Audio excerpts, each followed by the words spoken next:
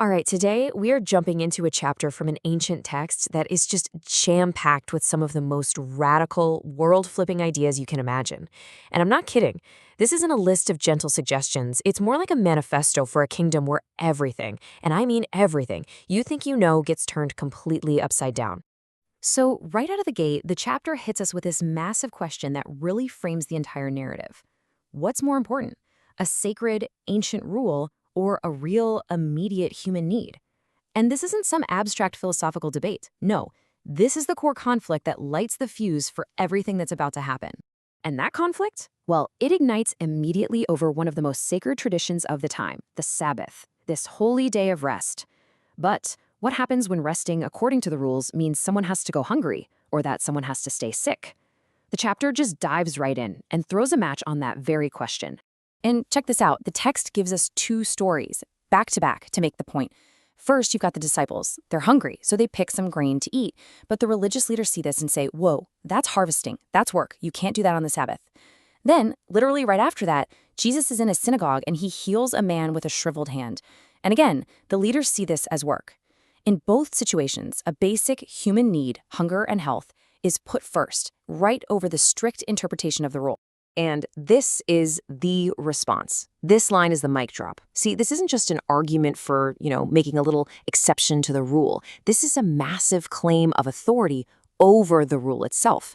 He's basically saying, hey, the whole point of the Sabbath is for people's well-being, and I get to decide what that looks like. Now, you can imagine how that went over with the establishment. It was a huge provocative statement. So after you've directly challenged the authorities, what's your next move? Well, you build a team, right? You've got to gather a core group of people who get what you're doing and can help carry this radical new message forward. And he chooses 12. Now, that number is definitely not an accident. It's a really symbolic choice, meant to echo the 12 tribes that originally formed the nation of Israel. It's a signal that he isn't just collecting followers, he's building the foundation of a whole new community. And he gives them a special title, apostles, which basically means the ones who are sent out. And just look at who he picked for this inner circle. This was not a team of the most polished or perfect people. You've got fishermen, like Peter and Andrew. You've got Matthew, a tax collector, and let me tell you, people hated tax collectors. They saw them as traitors working for the enemy. And then, on the complete other end of the political spectrum, you have Simon the Zealot, part of a group that was violently anti-Roman. And, yeah, even Judas, the one who would end up betraying him, was in the group. So now, with his team and place, we get to the absolute heart of the chapter. Jesus lays out a vision, a manifesto, that you can really only call the Great Inversion. It's where the world's entire value system gets flipped completely on its head. First up is the inversion of wealth. He says, "Blessed are you who are poor." Now, in a world where being rich was often seen as a sign that God liked you, this was absolutely shocking to hear.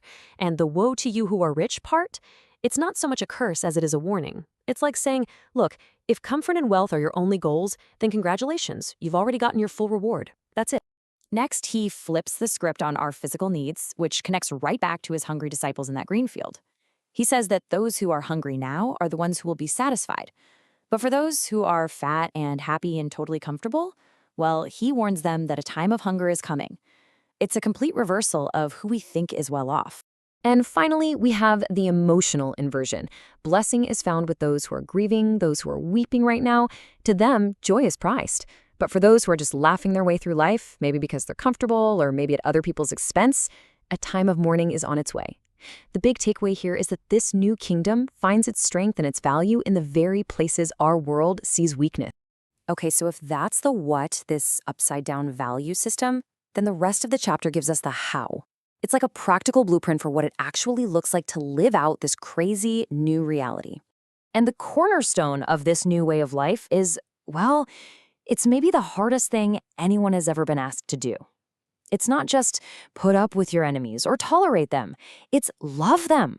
An active ACTIVE love, doing good things for them, blessing them, praying for the very people who want to hurt you. I mean, come on, that goes against every single one of our survival instincts. So how on earth are you supposed to do that? How do you love your enemies? Well, the text gives a practical guide, a principle you've probably heard before, often called the golden rule. It becomes the filter for everything you do. Don't just avoid hurting people, you have to actively do for them what you would want them to do for you. From there, the teaching turns inward. Before you go around judging everybody else, before you try to fix them, you have to take a hard look in the mirror. And the metaphor used here is just brilliant. And it's kind of funny, right? You're trying to perform delicate eye surgery to get a tiny speck out of someone else's eye, but you're walking around with a giant 2x4 sticking out of your own. And that is this text's definition of a hypocrite. See, it's not just about having flaws. We all have those. It's about being completely blind to your own massive problems while you're busy pointing out the tiny ones in other people. The instruction is crystal clear. Deal with your own giant plank of wood first. Only then can you actually see clearly enough to be of any help to anyone else. And this explains the logic behind all of it. Our actions, the fruit we produce, they aren't just random. They grow naturally out of who we are on the inside, the tree. You can't get good apples from a rotten tree. The argument is that what you do flows directly from who you are. So if you want to change your actions, you can't just fix the surface stuff. You have to start with the heart. And all of this leads to the grand finale of the chapter. It ends with a simple story, a parable, that serves as one last unforgettable challenge to anyone who's just heard all these radical ideas. So the story is pretty straightforward. You've got two builders. Both of them hear the exact same words, the same blueprint for how to live. The only difference, the only one, is what they do next. One guy hears the words and puts them into practice. He digs down deep and builds his house on solid rock. The other guy hears the words and does nothing. He just builds his house on the sand.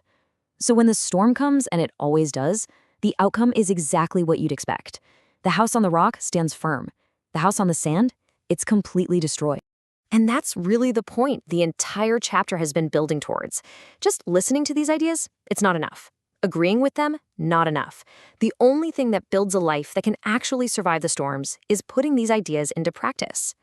And so it leaves us with the final, challenging question that the text poses to every single one of us. What exactly is your house built on?